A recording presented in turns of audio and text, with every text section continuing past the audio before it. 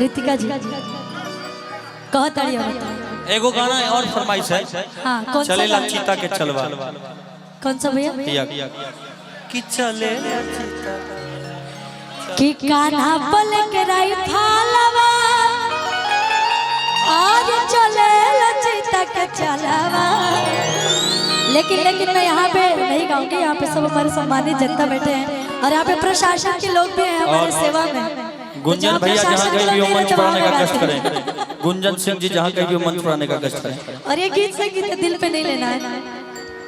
किले के हमके कोरावा तू ठोरावा धैला ए राजा।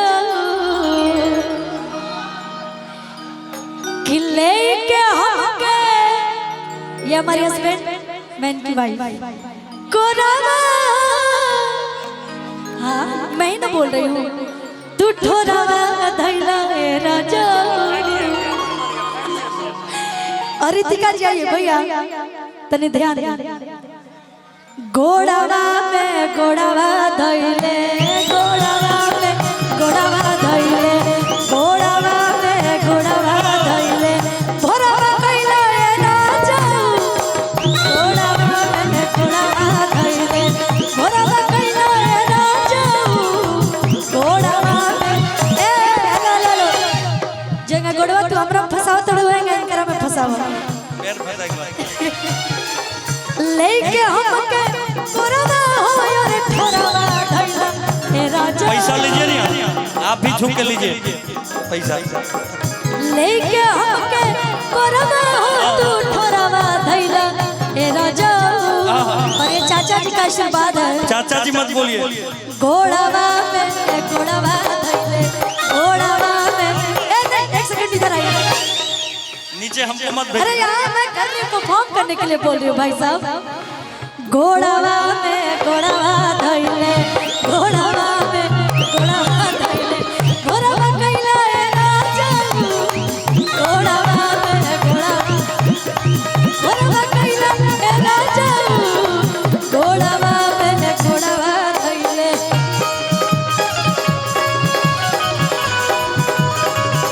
क्या बात है।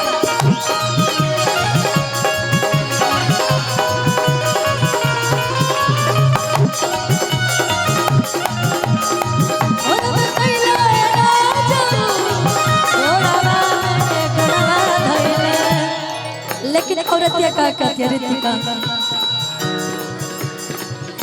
कि लाहे लाहे खेला सब खेल गइला।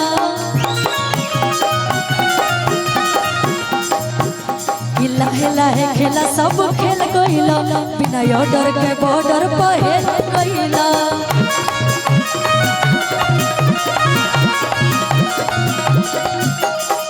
कल ए राजा कि लाहे लाहे खेला सब खेल गइला बिना ऑर्डर के बॉर्डर पर हेल गइला। क्या बात है। लाहे लाहे खेला सब खेल गइला बिना ऑर्डर के बॉर्डर पर हेल गइला।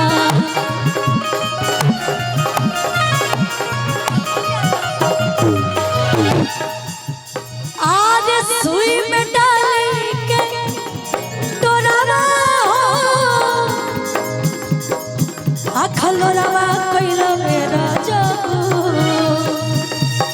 सुई में डाल के तोरावा हो आखलोरावा कैला मेरा जो।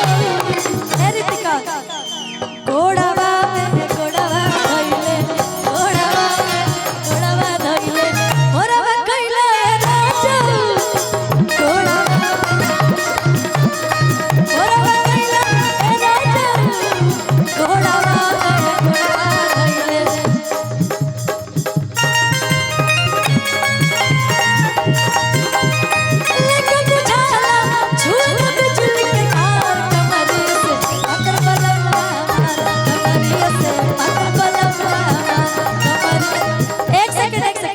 रितिका जी की हाइट है तो इनका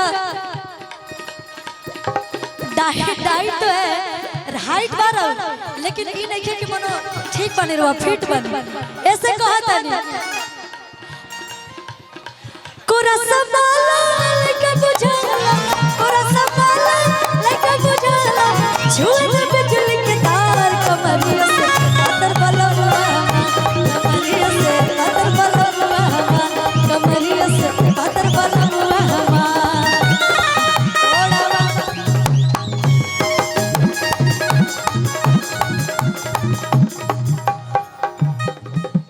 सुना गोतर गोतर ये गोलू पिरात पड़वे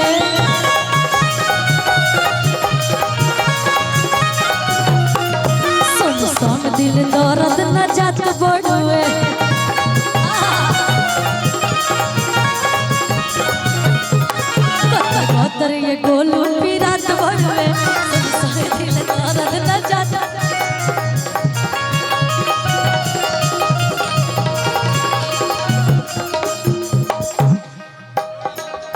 और सुई में डाले के डोरावा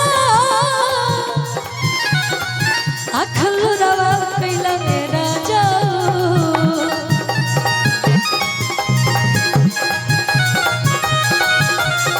सुई में डाले के डोरावा अखलू रवा कैला मेरा जाओ घोड़ावा